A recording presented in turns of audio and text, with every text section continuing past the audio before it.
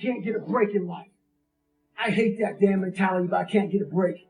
You aren't given any breaks in life. You make them for yourself. We are all being tested in life. While my test is different than yours, you will be tested.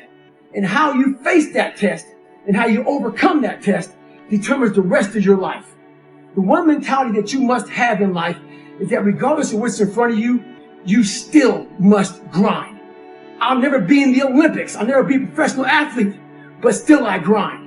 I fail at most things I do, but still I grind. I don't want to do half that I do, but still I grind. And that one day, you see me down a dark alley, run at 1 o'clock in the morning, know one thing.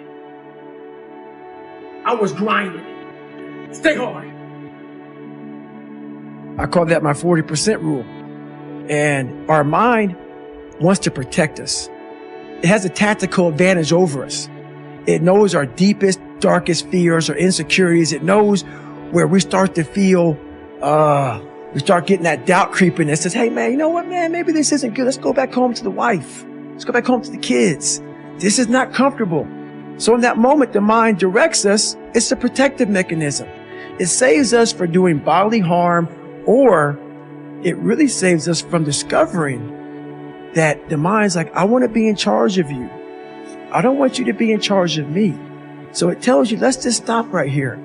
But once you start breaking through that barrier and start breaking down that governor that you've put in your mind, because we forget we are in control of our mind.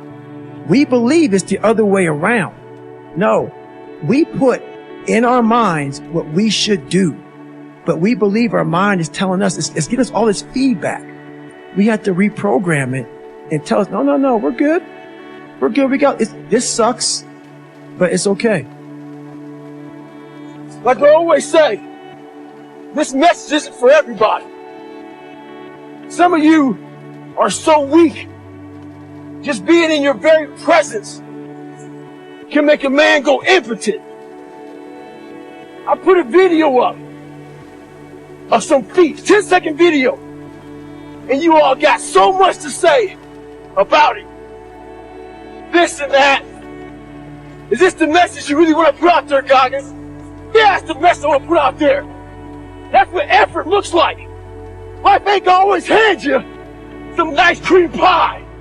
Stay hard. Once you transform yourself, and even though I'm not running from myself, I'm constantly facing myself. I'm constantly battling myself. I'm not running from them anymore. I used to, but now I'm constantly battling them. So now what happens is, once you get to a point in your life where you're able to be on a podcast or be on a TV show and tell everybody how jacked up you are, I will answer any question you want about me. Anything I did, anything bad, good, ugly, I will tell you. When you get to that point in your life, that's where your real journey begins. And you no longer have to have a small victory to keep you going. You now realize what your purpose in life is. And you realize all this is just part of it. But at first, you need all these different tactics to keep you going because you haven't figured it out yet. Once you figure out that you're in a race amongst billions of people that live in this world, you're in a race by yourself. You have a purpose, and it's your purpose, not everybody else's purpose. It is your purpose and only your purpose, and it's your race. So then you're like, hey man, I'm doing my thing. I'm doing it to the best of my ability. What's next? There's no longer these small increments to get through life. Because once you figure out why you're here, it just becomes a process. When I got through with that first 100-mile race that I did around that 1-mile track that I didn't prepare for, and it was horrible. And I'll never forget, I found such peace and beauty. I was in the worst pain of my life. And I got done, and my wife pulled the car up on this little lawn, and I got in the back of it. And I got up the stairs. I remember laying in the tub, and I'm sitting there, and I'm jackhammering, and my body is just the most broken it's ever been, even to this day. And this feeling came over me. Call it crazy if you want, but very few people, I guarantee, have ever felt this before, to push themselves so far outside of what they thought was even possible, even for me. I laid in that tub, and I didn't want it to go away. I had drained myself of every bit of strength, energy I had. And it was the best feeling I had in my life. All that pain, it was confirmation. It was confirmation that I had gone through a crucible and I had figured out another level of David Goggins, a level that I thought was humanly impossible for anybody to do.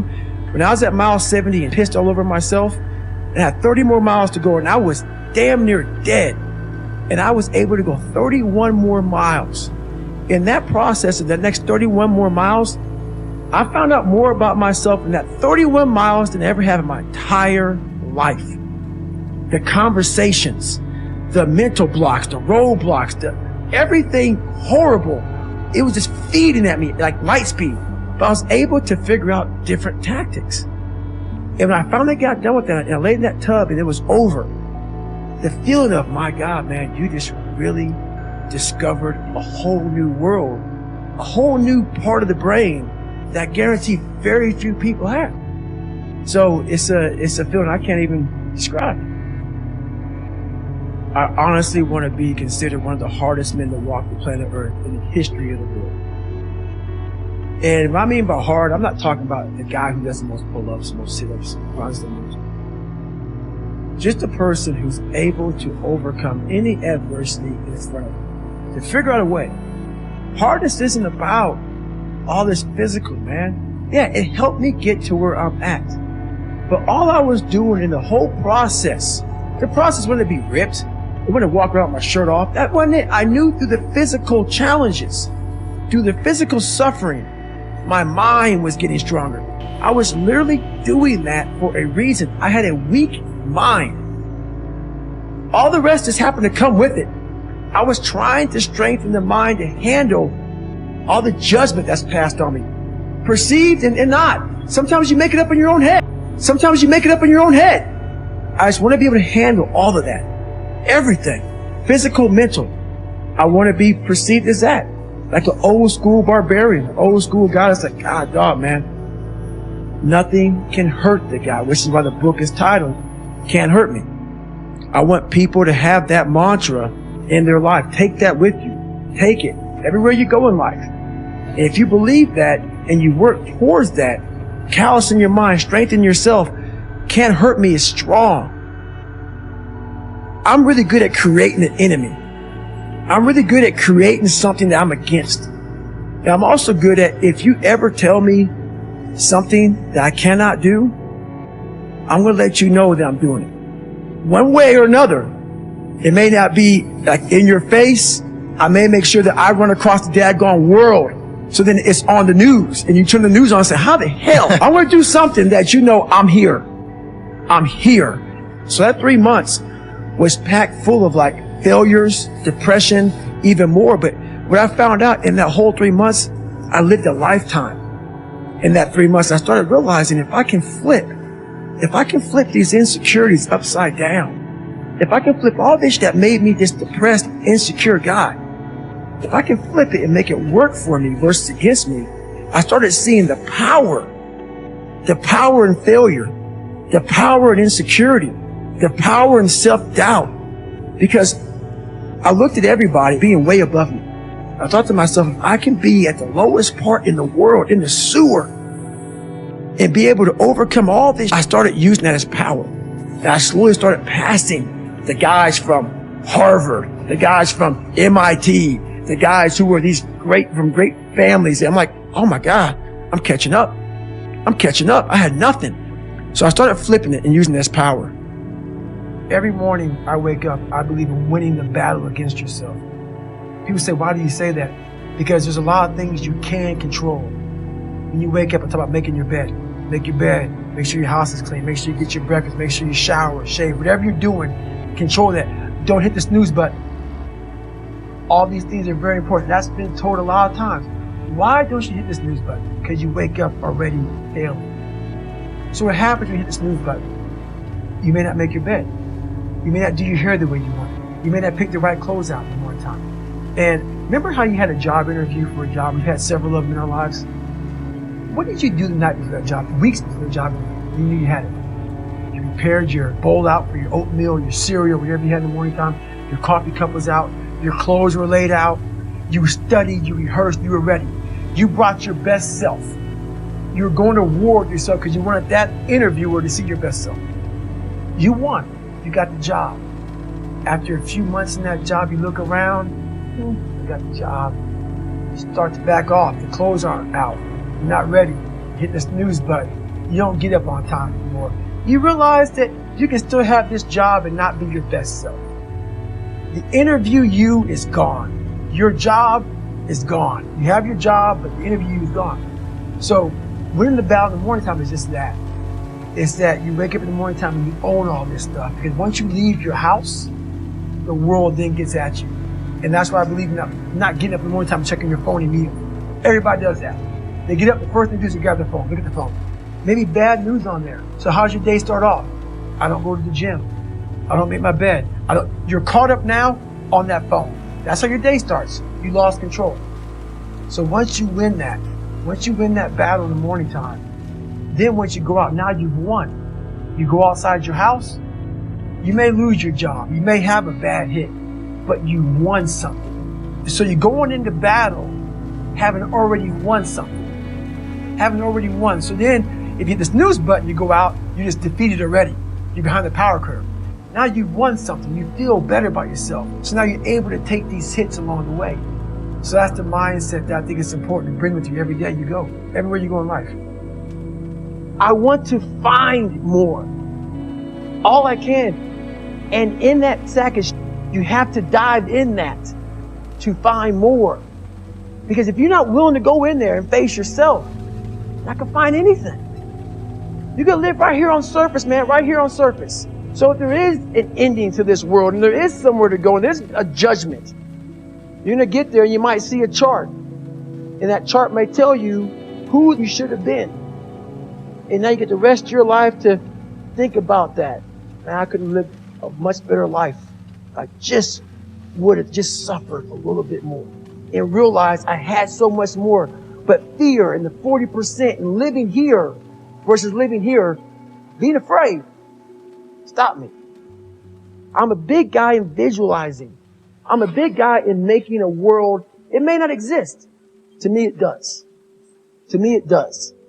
And I'm overpowering myself every day. And you got to find tools to do that. That's the tool that I use. I'm a big believer in doing something that sucks every single day of your life.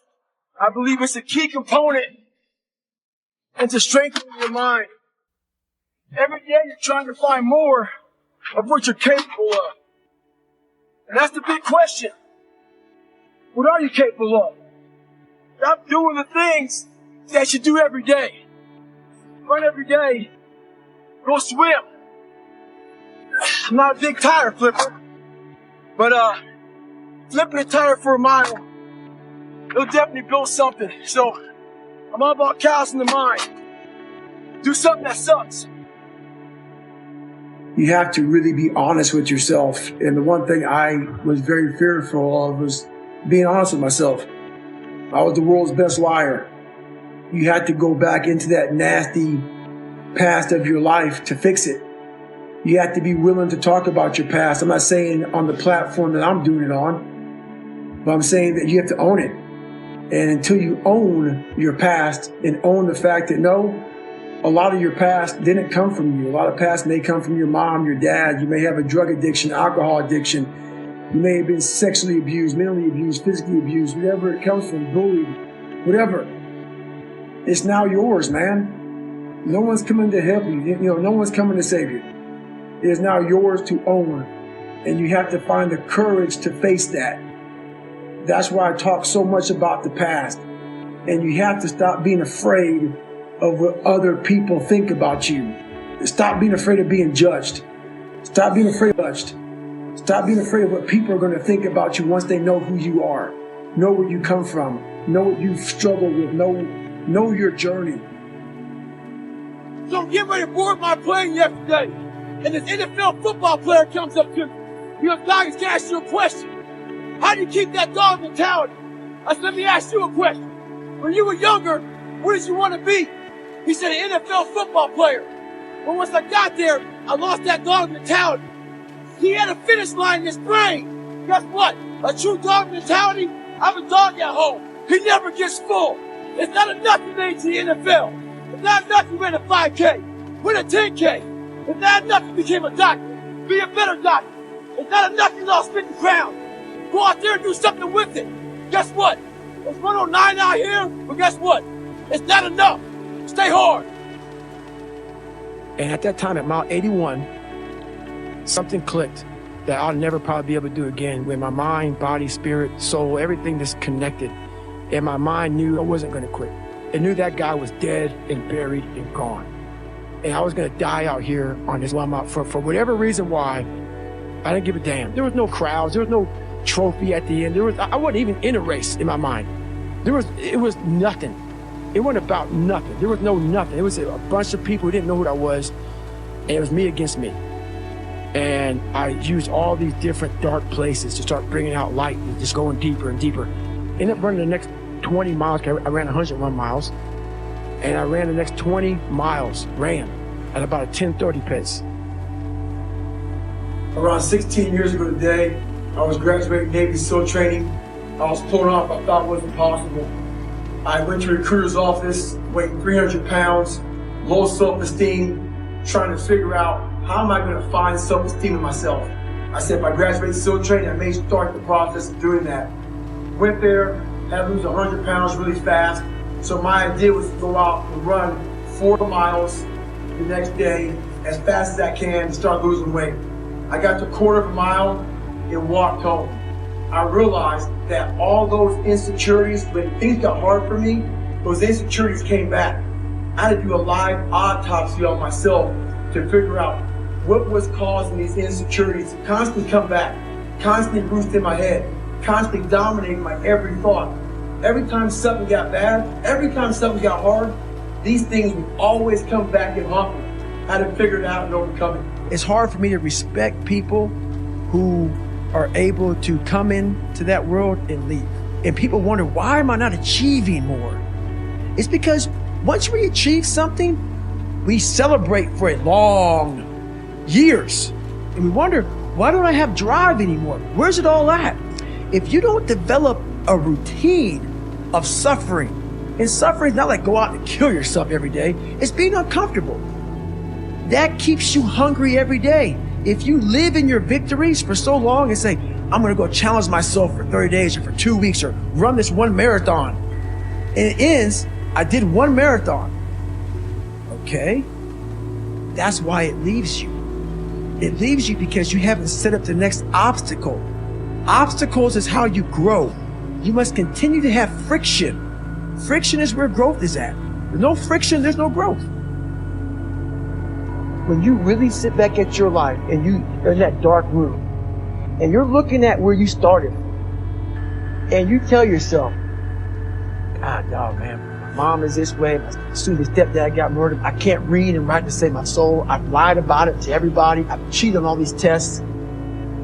My God, man. And then you put a goal in your mind. How are you going to feel, man, when you accomplish this goal coming from that?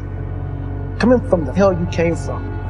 A lot of people start from a good starting point. They have a good foundation. You have everybody who was way up here, started up here.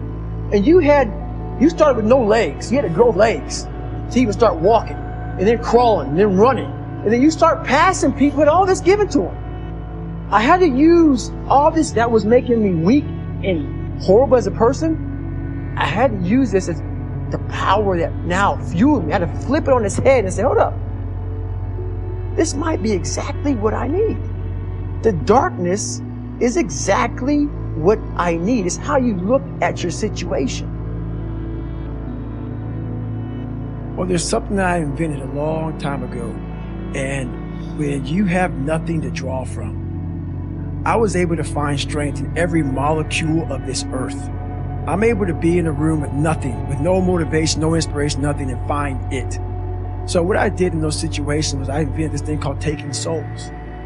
When everybody's all fucked up and you're exhausted and you're weak and you're tired and you're looking around and everybody looks as bad as you or even worse, I'm like, you know what? I want to now make a statement.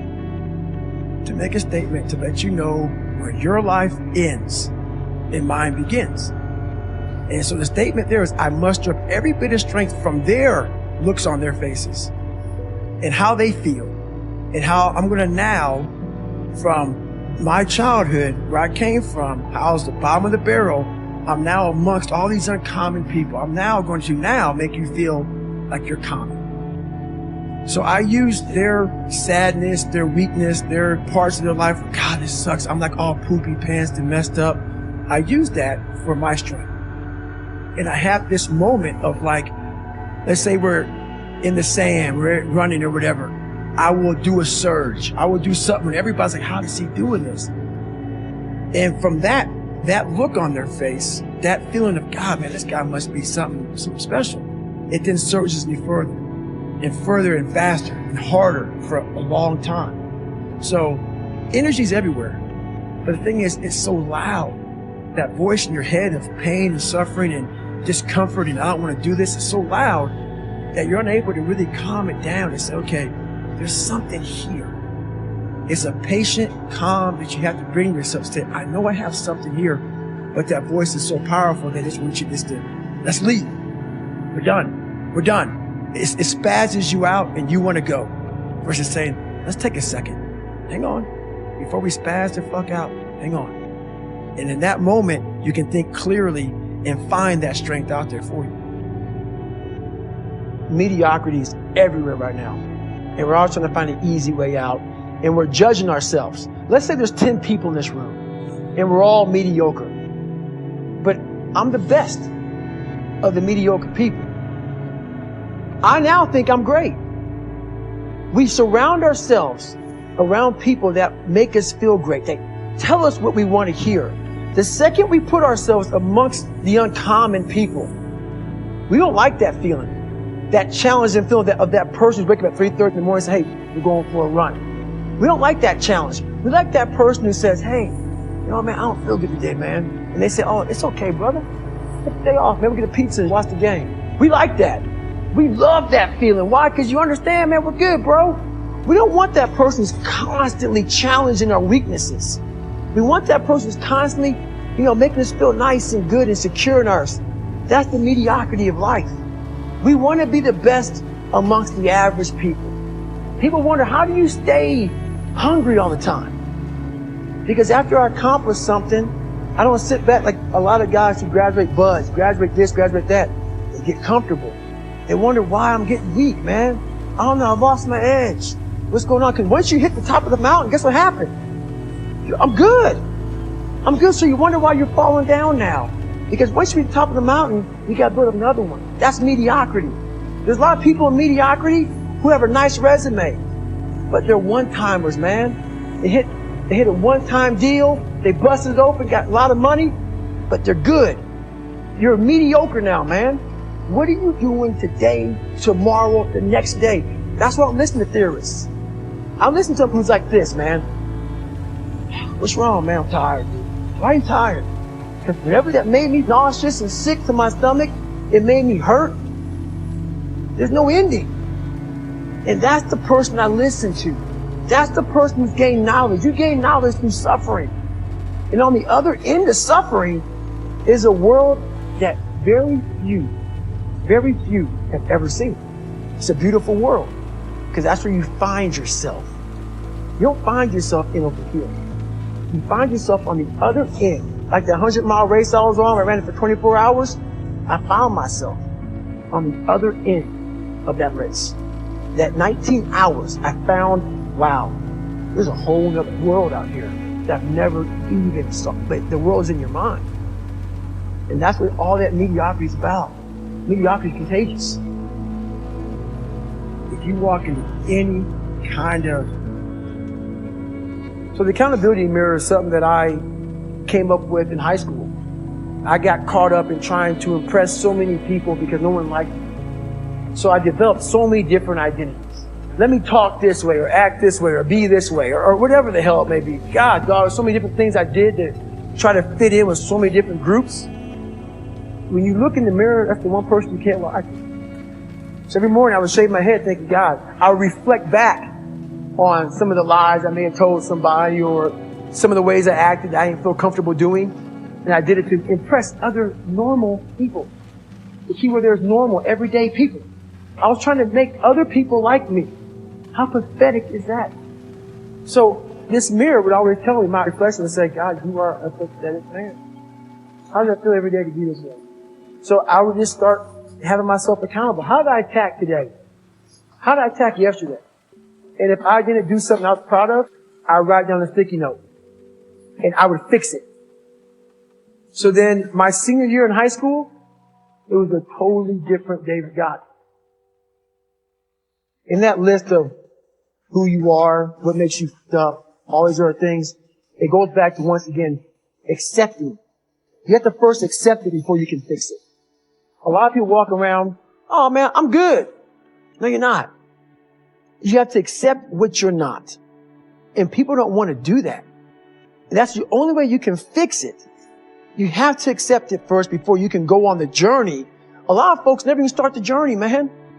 They never start the journey because they live in this fake life that who they want to be, they act like they are, but they're not because they haven't fixed all this stuff yet. You got to fix this first before we can start our journey in life. So that's why I have them make this list. You fix these problems, now your journey can begin because you no longer care about how people are judging you. When you care more about how someone's judging you, you're going to stay right there. There's no forward momentum. It was amazing because in the first hell week, I was still doubting myself because these guys come from the academy. A lot of them come from really good families. They come from a lot better. I mean, I had to earn my way just to get in the Navy, let alone be a SEAL. And now I'm going for the best. So my self-esteem, even though I was building it up and I lost weight and stuff like that, I'm now around the most uncommon of uncommon people. And I'm like, my God, I'm here. Do I belong here? So your mind has a good way of taking the path of least resistance. Whenever friction happens, friction causes growth. Whenever friction happens, that's why a lot of us don't have any growth, because when friction happens, we go the opposite direction. So in my mind, when friction happened, my mind said, you're not real. You've lied your whole life. You come from this, you can barely read. So whenever times got hard, my mind said, you're not good enough. Let's go. So my eyes, my mind weren't connecting. I started going back through my mind and realizing one thing. We were building bigger, stronger, faster quitters. Why is that? If you don't work on the one thing, the most powerful weapon in the world is your mind. Whether it be physical pain or mental pain.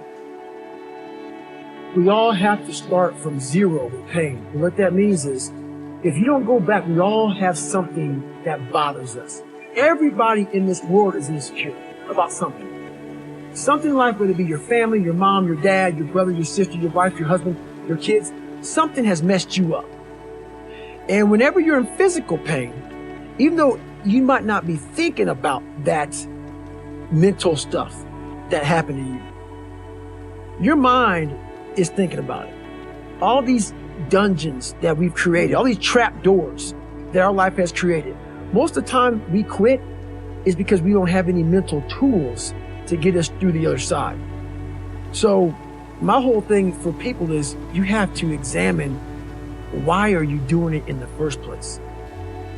It's always comfortable to sit there, you watch the Navy SEAL show, Discovery Channel, you're in a 72-degree house, you have your lemonade, your milkshake, whatever, you're like, I can do that. You're comfortable. The second you get out there in that environment where it's 40 degrees, like in my third hill, we had a guy die.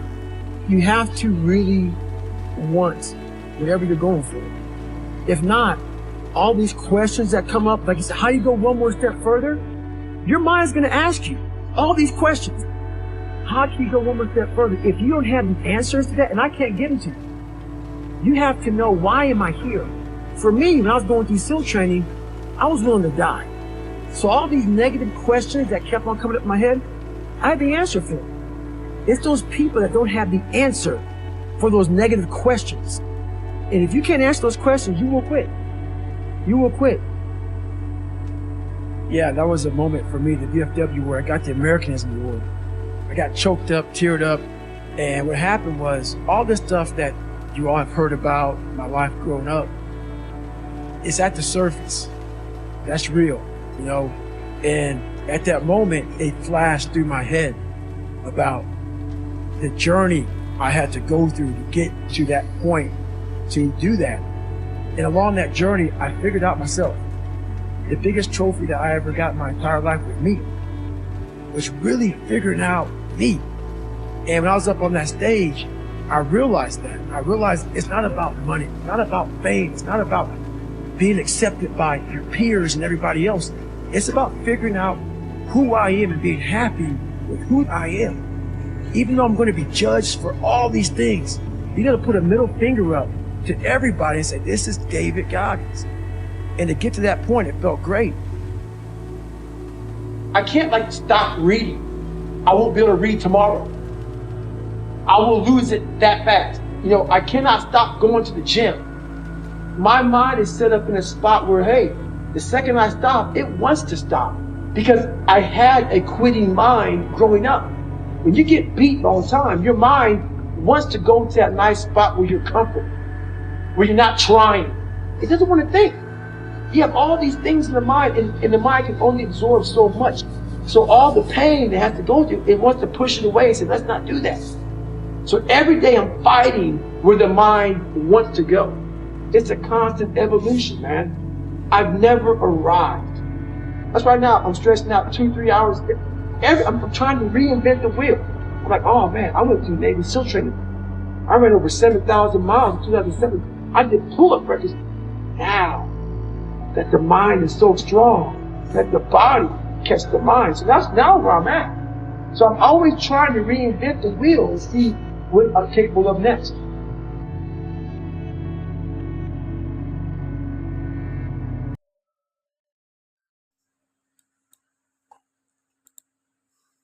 I can't. I hate that damn mentality, but I can get a break. You are not give any break in life. You make for yourself when are all being tested in life will might test in different than you are you will be trusted. And how you face that test and how you overcome that test the rest of your life the own mentality that you must have in life is that what's in front of you you still must grant. I will never be in the Olympics professionally, but still I grant. I feel that most things I do, but still I grant. I don't wanna do help then, so do, but still I grant. And that one day you see me down a break, alloy run at 1 o'clock in the morning. Now one thing I was grading, stay hard. I call that my 40% rules, and our mind wants to perfect us. And our mind wants it has a testicle advantage over use. It knows our debates breakest fair to include it knows where we start to feel. We start going that devout crippling and say, you know that man, let's go back home to the wife.